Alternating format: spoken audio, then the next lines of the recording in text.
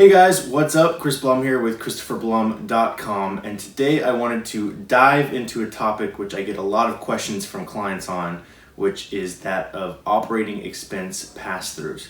So I've already done a video on the difference between full service and triple net leases, which I will link here.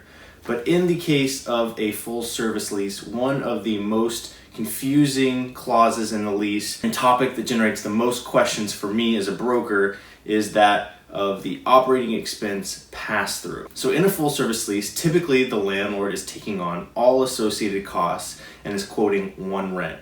So that means that rent that you pay includes operating expenses, common area maintenance, taxes, utilities, everything is all bundled into one rent. However, for the landlord to have a more consistent budget and understand that they'll be generating the same profit margins, the operating expense pass-through has become quite common. Now, it's important to say that everything in real estate is negotiable, but most landlord markets, which mine in the San Francisco area certainly is, this language is pretty much universal, and unless you're a very large tenant, it may be hard to negotiate against this language. Very large tenants typically take on a larger percentage of these pass-throughs. They're typically done on a pro rata basis, so this gives larger tenants more power in negotiating.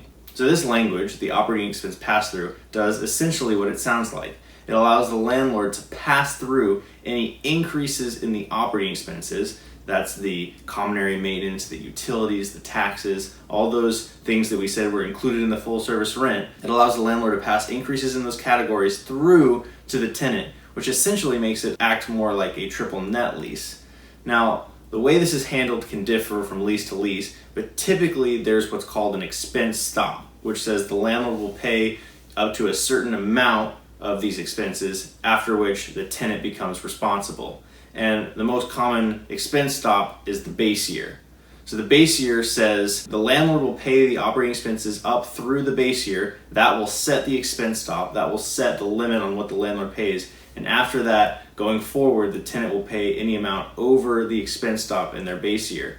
So typically the base year will be the year that the lease is signed, although if it's getting towards the end of a year, you may push the base year to the next year. And this is advisable for clients if you can negotiate a later base year, since operating expenses generally rise because inflation and increases in labor costs as well as increases in tax assessments push up the operating expenses. So let's say that you signed a lease today for 5,000 square feet. You got a 2019 base year and the building is 10,000 square feet. So you represent 50% of the building.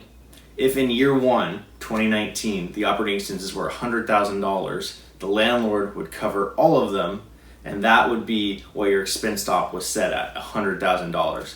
So in 2020, year two, the operating expenses went to $120,000. That difference, $20,000 between the $120,000 and $100,000, is what the tenants would be responsible for over and above that base year expense stop. So you represent 50% of the building as a tenant, so you have to pay 50% of that overage, that $20,000, so you would be responsible for $10,000, and that's typically charged on a monthly basis, so it would be added to your monthly rent. As you can see, usually these charges are small relative to the overall rent, but they can add up, especially if you're a larger tenant.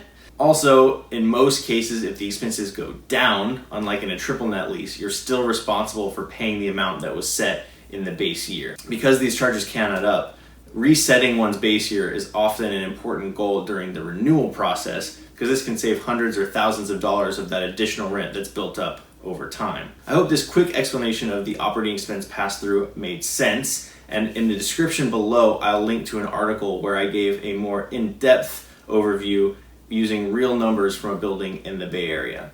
As always, if you're enjoying the videos, please consider subscribing and hit the like button.